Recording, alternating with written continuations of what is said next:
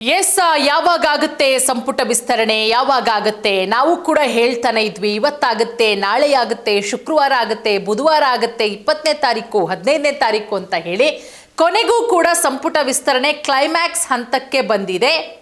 ಇದೇ ಶುಕ್ರವಾರ ನೂತನ ಸಚಿವರುಗಳ ಪ್ರಮಾಣ ವಚನ ಸ್ವೀಕಾರ ಕಾರ್ಯಕ್ರಮ ಕೂಡ ಇದೆ.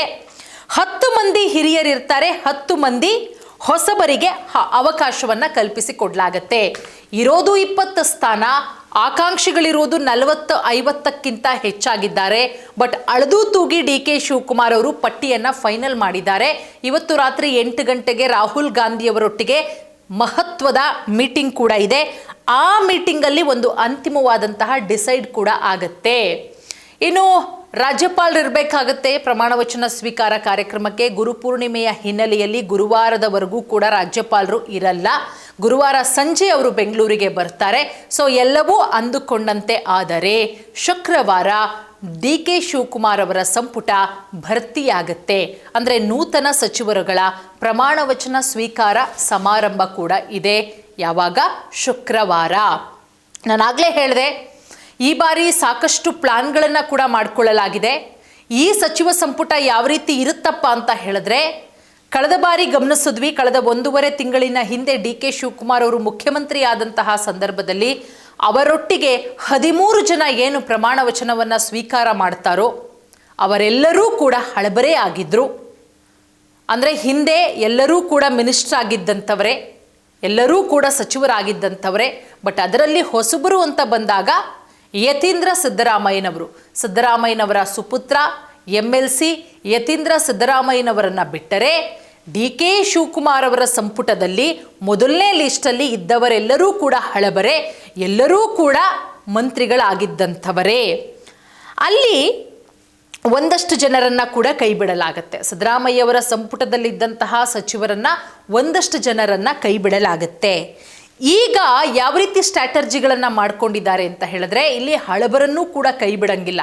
2028ರ ಚುನಾವಣೆಯನ್ನು ದೃಷ್ಟಿಯಲ್ಲಿಟ್ಕೊಂಡು ಹಳಬರನ್ನೂ ಕೂಡ ಕೈ ಬಿಡಂಗಿಲ್ಲ. ಹಾಗನ್ಕಂಡು ಹಳಬರಿಗೇ ಮಣೆ ಹಾಕಂಗಿಲ್ಲ, ಹೊಸಬರಿಗೂ ಮಣೆ ಹಾಕಬೇಕು. ಮೊದಲ ಬಾರಿ ಗೆದ್ದಂಥವರೂ ಕೂಡ ಮಿನಿಸ್ಟರ್ ಆಗ್ತಾರೆ, ಅದರಲ್ಲಿ ಅಚ್ಚರಿ ಪ್ರಶ್ನೆಯೇ ಇಲ್ಲ. ಹೇಗೆ ಸೂತ್ರ ಮಾಡ್ಕೊಂಡಿದ್ದಾರೆ ಅಂತ ಹೇಳಿದ್ರೆ, 10 ಜನ ಹಿರಿಯರಿರ್ತಾರೆ, 10 ಮಂದಿ ಹೊಸಬರಿರ್ತಾರೆ. 10 ಮಂದಿ ಹಿರಿಯರು, 10 ಮಂದಿ ಹೊಸಬರು, ಇವರಿಗೆ ಮಣೆ ಹಾಕಲಾಗುತ್ತೆ. ಈಗ ಪ್ರಮುಖವಾಗಿ ಯಾರು 20 ಜನ ಯಾರೆಲ್ಲ ಇದ್ದಾರೆ ನೋಡ್ತಾ ಹೋಗೋಣ. ನೋಡಿ, ಮೊದಲಿಗೆ DCM ಲಕ್ಷ್ಮಣ್ ಸವದಿ. DCM ಅಂದರೆ ಅವರು ಕಾಂಗ್ರೆಸ್ಸಲ್ಲಿ DCM ಅಲ್ಲ, BJPಯಲ್ಲಿ DCM ಆಗಿದ್ರು. ಲಕ್ಷ್ಮಣ್ ಸವದಿ ಅವರು BJPಯಿಂದ ಕಾಂಗ್ರೆಸ್ಸಿಗೆ ಬರ್ತಾರೆ. ಬಂದಂತಹ ಸಂದರ್ಭದಲ್ಲೇ ಅವರು ಮಿನಿಸ್ಟರ್ ಆಗಬೇಕಾಗಿತ್ತು. ಸಿದ್ದರಾಮಯ್ಯನವರ ಸಂಪುಟದಲ್ಲೇ ಮಿನಿಸ್ಟ್ರು ಪಟ್ಟ ಸಿಗಬೇಕಾಗಿತ್ತು, ಬಟ್ ಆಗಲಿಲ್ಲ. ಲಕ್ಷ್ಮಣ್ ಸವದಿ ಅವರ ಹೆಸರು, ಲಿಂಗಾಯತ ಸಮುದಾಯಕ್ಕೆ ಸೇರಿದಂಥದ್ದು, ನಾಯಕರು, ಅಥಣಿ ಶಾಸಕರು. ಇನ್ನು ಮಹಂತೇಶ್ ಕೌಜಲಗಿ, ಇವರು ಕೂಡ ಲಿಂಗಾಯತ ಸಮುದಾಯದ ನಾಯಕ. ಯಶವಂತ ರಾಯಗೌಡ ಪಾಟೀಲ್, ಅಶೋಕ್ ಪಟ್ಟಣ್ ಅವರು 4-5 ಸಲ ಅಲ್ಲ, ಎಷ್ಟು ಸಲ ಡೆಲ್ಲಿಗೆ ಹೋಗಿ ಕದ ತಟ್ಟಿ ಬಂದಿದ್ದಾರೋ ಗೊತ್ತಿಲ್ಲ. ಸೊ ಹಿರಿತನದ ಆಧಾರದ ಮೇಲೆ ಅಶೋಕ್ ಪಟ್ಟಣ್ ಅವರು, ಯಶವಂತ ರಾಯಗೌಡ ಪಾಟೀಲ್, ಮಹಂತೇಶ್ ಕೌಜಲಗಿ, ಲಕ್ಷ್ಮಣ್ ಸವದಿ. ಹಾಗೆ ವಿಜಯನಗರ ಶಾಸಕರಾದಂತಹ ಎಂ ಕೃಷ್ಣಪ್ಪ. ವಿಜಯನಗರ ಶಾಸಕರು, ಕಾಂಗ್ರೆಸ್ನ ಕಟ್ಟಾಳು, ಅವರ ಪುತ್ರನೂ ಕೂಡ ಶಾಸಕರೇ. ಪ್ರಿಯಕೃಷ್ಣ ಅವರು ಗೋವಿಂದರಾಜನಗರ ಕ್ಷೇತ್ರದ ಶಾಸಕರಾಗಿದ್ದಾರೆ. ಎಂ ಕೃಷ್ಣಪ್ಪ ಅವ್ರಿಗೂ ಕೂಡ ಸಚಿವ ಸ್ಥಾನವನ್ನು ಕೊಡಲಾಗತ್ತೆ. ಹಾಗೆ ಅರಸೀಕೆರೆ ಶಾಸಕರಾದಂತಹ KM ಶಿವಲಿಂಗೇಗೌಡರಂತೂ JDS ಅಲ್ಲೂ ಕೂಡ ಹೇಗಿದ್ರು ಅಂತ ಹೇಳಿದ್ರೆ, ಪಕ್ಷಾತೀತವಾಗಲ್ಲ, ವ್ಯಕ್ತಿ ನೋಡಿ ಜನ ವೋಟ್ ಹಾಕ್ತಾ ಇದ್ರು. ಅಂಥ ಟೈಮಲ್ಲಿ ಅವರು ಕಾಂಗ್ರೆಸ್ ಪಕ್ಷಕ್ಕೆ ಬಂದರು. ಕಳೆದ ಬಾರಿಯೇ ಅವರಿಗೆ ಮಿನಿಸ್ಟ್ರು ಪಟ್ಟ ಸಿಗಬೇಕಾಗಿತ್ತು, ಬಟ್ ಆಗಲಿಲ್ಲ.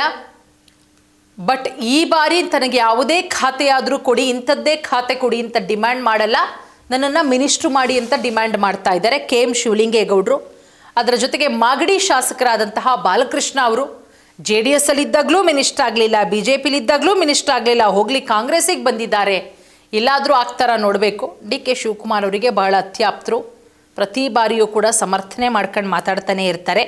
ಆ ಕಾರಣಕ್ಕೋಸ್ಕರನಾದರೂ ಕೊಟ್ಟರು ಆಶ್ಚರ್ಯ ಇಲ್ಲ. ಇನ್ನು ಶರತ್ ಬಚ್ಚೇಗೌಡ ಅವರು ಎಷ್ಟರ ಮಟ್ಟಿಗೆ ವರ್ಚಸ್ ಅಂತ ಹೇಳಿದ್ರೆ, ಪಕ್ಷಾತೀತವಾಗಿ ನಿಂತು ಗೆದ್ದಂಥವರು. ಅದಾದ್ಮೇಲೆ ಕಾಂಗ್ರೆಸ್ಸಿಗೆ ಬರ್ತಾರೆ. ಒಬ್ಬ ಎಜುಕೇಟೆಡ್ ಆಗಿದ್ದಾರೆ, ಅದರ ಜೊತೆಗೆ Young and energetic Sharath Bachegowda, ಅದರ ಜೊತೆಗೆ ಎಸ್.ಎನ್. ಸುಬ್ಬಾರೆಡ್ಡಿ, ಇನ್ನು ಸಿದ್ದರಾಮಯ್ಯವರ ಸಂಪುಟದಲ್ಲಿದ್ದಂತಹ ಸಂತೋಷ್ ಲಾಡ್ ಅವರಿಗೆ ಮತ್ತೊಮ್ಮೆ, ಅದರ ಜೊತೆಗೆ ಶ್ರೀನಿವಾಸ್ ಮಾನೆ, ಸಿದ್ದರಾಮಯ್ಯವರ ಸಂಪುಟದಲ್ಲಿ ಆರೋಗ್ಯ ಸಚಿವರಾಗಿದ್ದಂತಹ ದಿನೇಶ್ ಗುಂಡೂರಾವ್ ಅವರು ಬ್ರಾಹ್ಮಣ ಸಮುದಾಯದವರು, ತನ್ವೀರ್ ಸೇಠ್, ಸಲೀಂ ಅಹಮದ್, ರಿಜ್ವಾನ್ ಹರ್ಷದ್, ಮೂವರಲ್ಲಿ ಇಬ್ಬರಿಗೆ ಕೊಡಲಾಗುತ್ತೆ.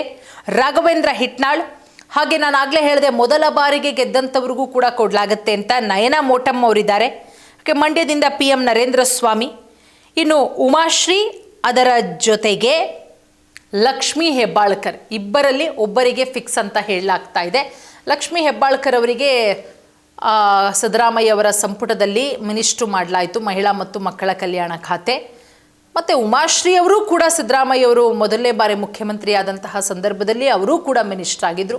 ಬಟ್ ಉಮಾಶ್ರೀ ಅವರಿಗೆ ಒಲವು ಹೆಚ್ಚಾಗ್ತಾ ಇದೆ, ಅವ್ರಿಗೂ ಕೂಡ ಕೊಡಬೇಕು ಅನ್ನೋ ಕೂಗುಗಳ ಹೆಚ್ಚಾಗ್ತಾ ಇದೆ. ಸೊ ಇಷ್ಟು ಜನ ರೇಸಲ್ಲಿದ್ದಾರೆ. ಸೊ ಇವತ್ತು ಫೈನಲ್ ಆಗುತ್ತೆ, 8 ಗಂಟೆಗೆ ಮೀಟಿಂಗ್ ಇದೆ. ಎಲ್ಲವೂ ಅಂದುಕೊಂಡಂತೆ ಆದರೆ ಶುಕ್ರವಾರ ನೂತನ ಸಚಿವರುಗಳ ಪದಗ್ರಹಣ ಸಮಾರಂಭ, ಪ್ರಮಾಣ ವಚನ ಕಾರ್ಯಕ್ರಮ ಇದೆ.